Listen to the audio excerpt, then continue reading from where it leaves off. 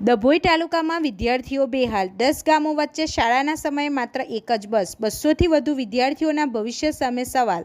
Pass હોવા છતાં ખાનગી ખર્ચ કરવા મજબૂર। વિદ્યાર્થીઓ બસમાં લટકીને મુસાફરી કરવા લાચાર। ડભોઈ તાલુકાના આદિવાસી અને ગ્રામીણ વિસ્તારોમાંથી આવતા વિદ્યાર્થીઓની સ્થિતિ દયનીય બની ગઈ છે। શાળાએ જવાના મુખ્ય સમયે જ એસટી બસની અપૂરતી સુવિધાના કારણે વિદ્યાર્થીઓએ કલાકો સુધી બસ સ્ટેન્ડ પર ઊભા રહેવું પડે છે અથવા તો બસમાં લટકીને જોખમી મુસાફરી કરવી પડે છે। આ ગામોના વિદ્યાર્થીઓ રજડિયા। ડભોઈ તાલુકાના મુખ્ય 10થી વધુ ગામો અને વસાહતોના વિદ્યાર્થીઓ રોજ મુશ્કેલીનો સામનો કરી રહ્યા છે। સીમળિયા અને સીમળિયા વસાહત, પણસોલી અને પણસોલી વસાહત, મોટીપુરા, કબીરપુરા, અમરેશ્વર, અકોદરા, દર વસાહત 200થી વધુ વિદ્યાર્થીઓ સામે માત્ર એક જ બસ। શાળાના સમયે આટલા બધા ગામો વચ્ચે માત્ર એક જ બસ ફાળવવામાં આવી છે।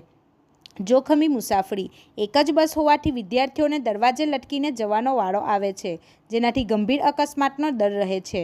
આર્થિક ફટકો। બસમાં જગ્યા ન મળતા અથવા બસ છૂટી જતાં બસ પાસ હોવા છતાં વિદ્યાર્થીઓએ ખાનગી વાહનોમાં દરરોજ વધારાના પૈસા ખર્ચીને શાળાએ પહોંચવું પડે છે। અભ્યાસ પર અસર।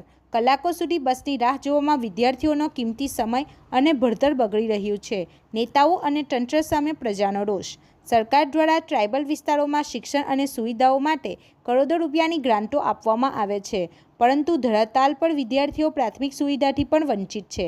સ્થાનિકોમાં ભારે આક્રોશ જોવા મળી રહ્યો છે કે ચૂંટાયેલા પ્રતિનિધિઓ અને નેતાઓ માત્ર ફોટા પડાવવા પૂરતા જ દેખાય છે, જ્યારે પ્રજા અને વિદ્યાર્થીઓ સમસ્યામાં હોય ત્યારે નેતાઓ ગાયબ થઈ જાય છે।